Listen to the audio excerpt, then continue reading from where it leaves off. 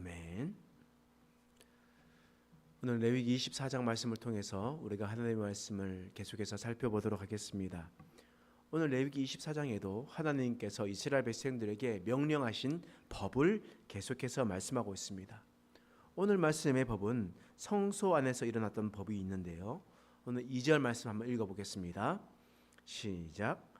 이스라엘 자손에게 명령하여 불을 켜기 위하여 감람을 찧어낸 순결한 기름을 내게로 가져오게 하여 계속해서 등잔불을 켜둘지며.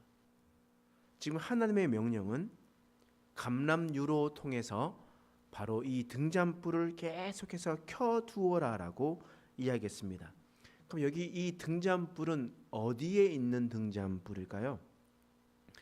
여러분, 우리가 성막에 한번 가보셨잖아요. 성막에 있는 문을 딱 지나가서 들어가면 바로 번제단이 보이죠. 번제단이 지나가면 뭐가 있습니까? 물두멍이 있었어요. 물두멍을 지나고 더 앞에 가면 큰 텐트가 하나 있었죠. 그 텐트 안에는 지성소와 성소가 있었습니다. 가장 깊숙이 있었던 지성소에는 뭐가 있었습니까? 하나님의 언약궤가 있었습니다. 언약궤가 있었고 그 다음에 나오면 성소가 있는데요. 성소 안에는 뭐가 있었습니까?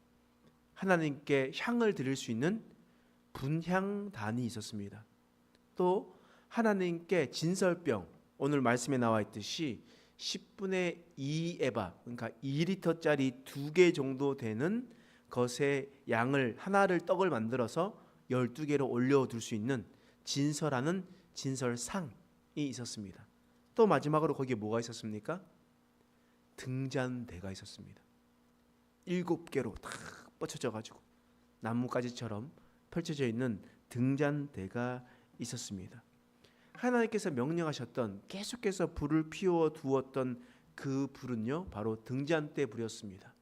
성소 안에 계속해서 피워두는 불이었습니다. 이 불은요, 절대 꺼뜨려서는 안 되었습니다. 레위기 24장 3절 말씀에 이런 말씀이 있죠. 읽어보겠습니다. 시작. 아론은 회막 안 증거궤 휘장 밖에서 저녁부터 아침까지 여호와 앞에 항상 등잔불을 정리할지니 이는 너희 대대로 지킬 영원한 규례라. 증거궤 휘장 밖이 어디입니까? 회막 안에는 성소와 지성소가 있죠. 그러니까 증거궤, 언약궤라고 이야기하는 언약궤 휘장 밖에는 성소가 있잖아요.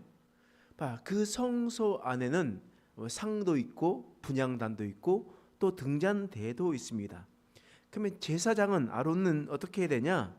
밤에는 어디에서 자야 됩니까? 성소에서 자라고 했습니다. 성소에서 자면서 그곳에 있는 불이 꺼지지 않도록 계속해서 그것을 돌보아야 된다라고 하나님께서 말씀하시는 겁니다. 따라서 제사장은요, 성소의 불이 꺼지지 않도록 계속해서 관리해 주어야만 했습니다. 여러분, 사사시대 말에 엘리라는 제사장이 있었습니다. 엘리라는 제사장은 나이가 많아가지고 또 비대하고 이렇게 해서 잘 움직일 수 없었습니다. 그래서 그는 성경에 보니까 성소에 있지 않고 그는 자신의 침상에 누워 있었더라라고 성경은 기록하고 있습니다. 또 그의 제사장이었었던 아들 홈리와 비느하스는요, 하나님의 일을 감당하지 않았습니다. 오히려 여호와의 이름을 모독하고 하나님을 업신여기는 삶을 살아갔습니다. 엘리와 그리고 그의 아들 홈리와 비느하스가 하나님의 전에 불을 관리하지 않았습니다. 그러면 그 불은 누가 관리했습니까? 우리 성경을 읽어보면 그것이 바로 사무엘이 관리했음을 볼 수가 있습니다. 그 어린 사무엘이 밤마다 성소에서 누워서 잠을 자고 그곳에서 불을 계속해서 관리하고 돌보는 일들을 했었다라는 겁니다. 여러분, 하나님의 명령을 지켰던 사람은 어린 사무엘이었습니다.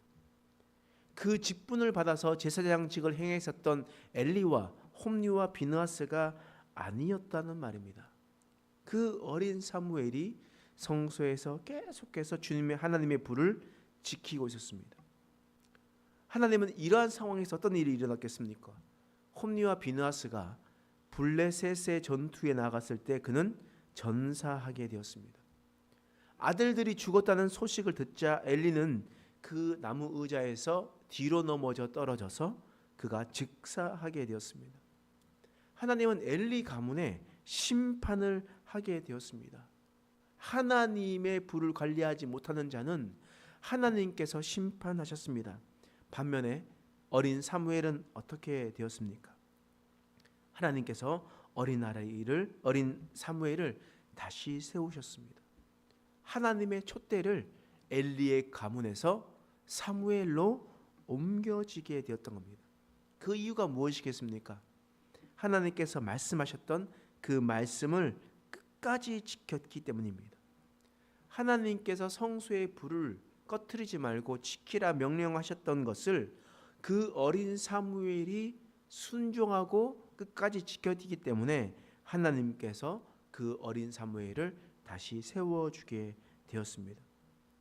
여러분, 지금은 성막이 없어요. 지금은 촛대가 없습니다. 지금 제사장도 없습니다. 여러분, 제사장은 목사가 아닙니다. 여러분 잘 알고 계시죠? 제사장과 목사는 같지는 않습니다. 목사는 더 엄밀히 말해서 교사에 가깝습니다. 하나님의 말씀을 가르쳐주는 사람에 가깝습니다.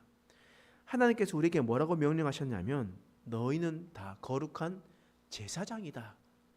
그러니까 목사가 거룩한 제사장이 아니라 너희가, 우리 모두가 다 제사장이다 라고 얘기했습니다. 여러분, 만약에 제가 제사장이라고 생각해 보십시오. 그러면 지성소로 불려오는 이 강단 아무도 못 올라옵니다. 여러분, 청소하신다고 여기 올라왔다가 발을 딛는 순간 죽어요. 옛날 같았으면요. 근데 우리가 이렇게까지 그냥 자연스럽게 올라오고 또 우리가 성소에 아무나 들어올 수 있는 이유가 무엇이겠습니까? 예수님 때문 아닙니까? 예수님께서 십자가에서 피 흘려 돌아가시고 그로 말미암아 누구든지 하나님께로 나올 수 있게 되었잖아요. 그러므로 하나님께서 우리에게 명령하셨던 그 하나님의 전의 불을 꺼뜨리지 말라는 것은 비단 목사에게만 적용되는 메시지가 아니라는 거예요. 하나님의 불을 지켜야 될 사람 누구냐? 바로 예수 그리스도로 말미암아 구원받은 모든 사람, 그 모든 사람이 하나님의 불을 관리하라라고 하나님께서 말씀하시는 겁니다. 그러면 하나님의 불이 어떤 거겠습니까? 하나님 앞에 나와서 기도하는 기도의 불입니다. 예배의 자리예요. 예배의 자리를 사모하고 그 자리 가운데 지키고 있는 것, 바로 그것이 하나님의 불을 지키는 것이다. 예배당에 나와서 기도하고 하나님께 나아가는 것, 하나님과 관계를 계속해서 맺어 나가는 것, 그 불을 꺼뜨리지 않는 것, 그것이 바로 하나님께서 우리에게 주신 사명이라고 하나님께서 말씀하십니다. 하나님은 그런 불을 지키는 자들에게 그 어린 사무엘과 같은 하나님의 축복을 주시는 겁니다. 하나님의 명령에 따라 그 법을 지키며 나간 자들에게 촛대를 옮기시고 하나님의 사명을, 하나님의 사역을 감당하게 하심을 여러분 믿으시기 바랍니다. 그러므로 오늘 하나님께서 영원한 규례라고 명령하셨던 성소의 불을 지키는 것과 같이 우리도 하나님의 거룩한 제사장들이 되었으니 우리가 예배의 자리를 지키고 기도의 자리를 지키고 하나님 앞에 그 불을 꺼뜨리지 않는 저와 여러분 되시길 간절히 소망합니다. 기도하겠습니다. 하나님, 오늘 말씀을 통하여 우리를 깨닫게 하신 것을 감사합니다. 우리를 주님의 거룩한 제사장으로 불러주시니 감사합니다. 하나님, 우리가 주님의 명령대로 그 명령을 지키며 나아갈 수 있는 자가 되게 하여 주시옵소서. 그 어린 사무엘이 주님의 자리를 지키며 말씀에 순종했었던 것과 같이 우리도 그러한 순수한 마음과 순전한 믿음을 허락하여 주셔서 하나님의 자리를 지켜나가고 기도함으로 주님 앞에 나가설 수 있는 믿음의 백성 되게 하여 주시옵소서. 감사드리며 예수님의 이름으로 간절히 기도드립니다. 아멘.